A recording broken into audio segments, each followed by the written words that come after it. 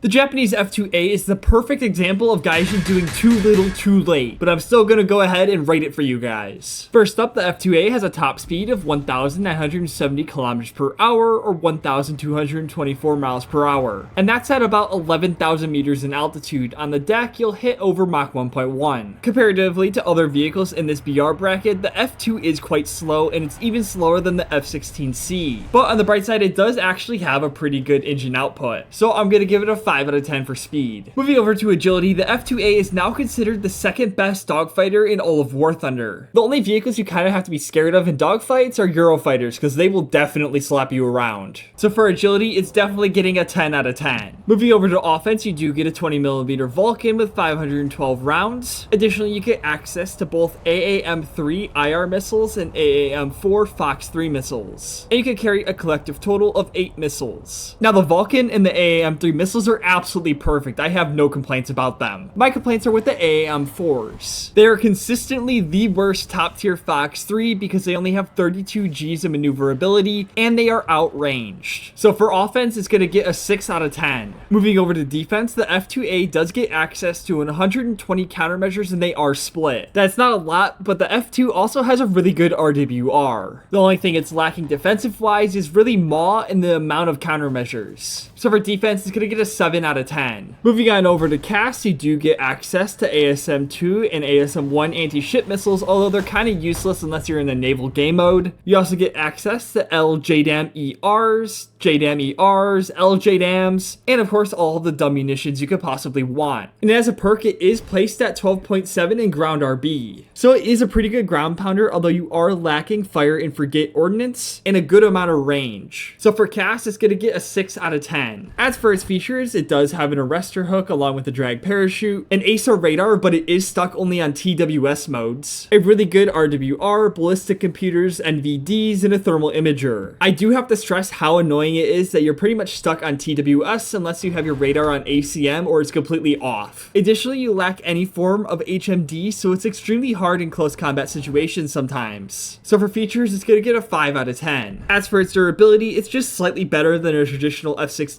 just due to the Japanese upgrade, so it's going to get a 6 out of 10. As for the difficulty of the F-2, this vehicle is quite hard to play. You'll face issues with your Fox 3s not being good Fox 3s, the lack of an HMD along with TWS modes only, and some issues playing CAS against some more ranged SPAA. But on the bright side, you have really good agility, really good TWS, and a really good RWR. But still, technology only goes so far, so with 1 being the hardest, I'm going to give the F-2A an overall score of a 2 out of 10. Moving over to the fun value, the F-2 can be quite fun if you get into the close combat scenarios where it excels. But if you're stuck at medium to far ranges, you're probably going to get booty cheeked on. It just felt neutral, so I'm going to give it a 5 out of 10 for the fun value. As for its worth value, in its current state, the F-2A probably isn't that worth to be grinded out right now. You do have the other options of the Gripen C or the F-15J, which are both technically better in my opinion. But yet, the F-2A still brings some things to the table, like having access to more missiles and being very agile. So for its worth score, I'm going to give it a 4 out of 10. This leads to an overall score of a 56 out of 100. While yes, the F-2A can be very good in certain situations, it's just too little too late from Gaijin. It lacks some of the most necessary technology and it struggles in air-to-air combat due to the lack of powerful Fox 3s.